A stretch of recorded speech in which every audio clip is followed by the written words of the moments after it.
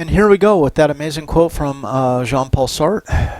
He was very tight with Simone de Beauvoir and lifelong companions, if you will.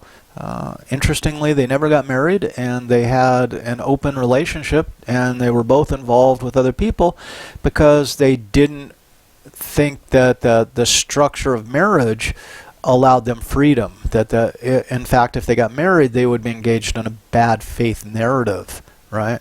That to ensure their freedom is they chose their time with each other, but not in a way that institutions such as marriage say that they should, or they would be engaging in bad faith at that point. Fascinating couple in history, right? Let's talk incongruent rationalizations then. Begin with Freud's defense mechanism of rationalization. In the earlier passage we discussed, the subject seems ready to denigrate the emotional experience, that is, to not own the experience. Clearly, this could be the result of employing defense mechanisms to demonstrate, right, the ego's conformance to superego requirements. Again, it becomes somewhat a bad faith narrative. It's disingenuous. It's not authentic. More social psychologically, it's to reinterpret the experience in defense of a perceived self as strong and as in control. When we think about that accident narrative and how the person struggled with their inconsistent emotions and then tried to shift it into a rational, reasonable explanation for their subsequent behavior. Now, occupationally inspired incongruent rationalization, think about it. The police officers often typically repress or suppress emotional experience as a requirement of their occupation. But is it a requirement? And it essentially is, right, their decision that it's a requirement of their occupation. And it may represent then the loss of defense mechanism moving towards upholding a cultural conception. So these two can be confusing in that regard. Are they simply suppressing their emotions, or are they acting in the way that police officers are described as having to act?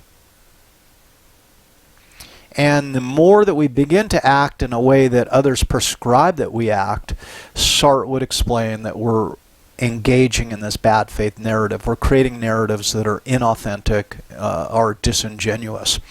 So the acquisition of the system of rationalization is likely the result of years of experience in a culture through adoption of norms, what's acceptable and what isn't, as well as immediate short-term training initiation into the occupation.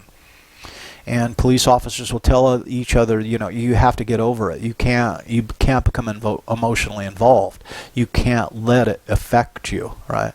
So it becomes both kind of a normative expectation, culturally sanctioned, and employs the use of defense mechanisms all in one. But the ultimate is this bad faith narrative, and it makes it difficult to make sense and derive meaning from what's occurring.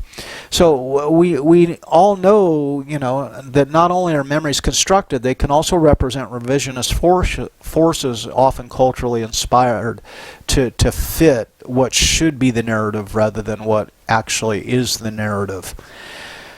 So there we go. Some relative complexity in those explanations.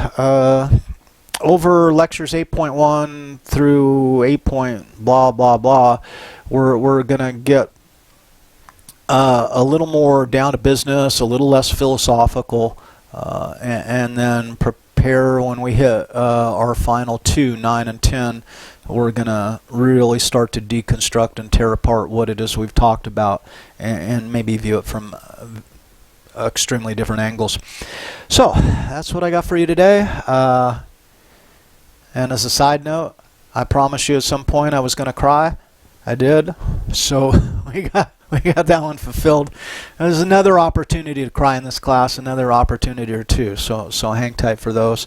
I'm going to leave you with two dear departed friends, best friends they were, Pigpen and his dog Digby. And we lost them both last year. Adios, guys. Hey, on a more pleasant note, adios, guys.